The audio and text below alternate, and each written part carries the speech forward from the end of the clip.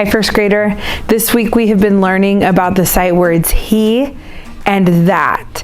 And today we're going to do our sight word search, and we're going to start with our word he. Let's look for this word he. Look, he is spelled H-E, he. So get your search goggles on and let's look for the word he. Let's sing our sight word search song. Are you ready? Let's look.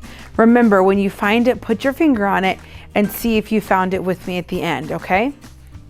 Put on your sight word search goggles. Ready? Sight word, where are you? I will search till I find you.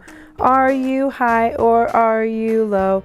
Are you on a star that glows? Sight word, where are you? I will search till I find you. Do you see it? He. Good job. We found he. H-E, he. Let's look for our next sight word. Our next sight word is that. That. That is spelled T-H-A-T.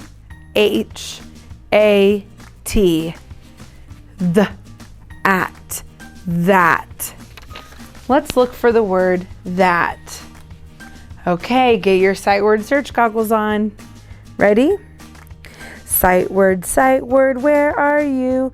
I will search till I find you. Are you high or are you low? Are you on a star that glows?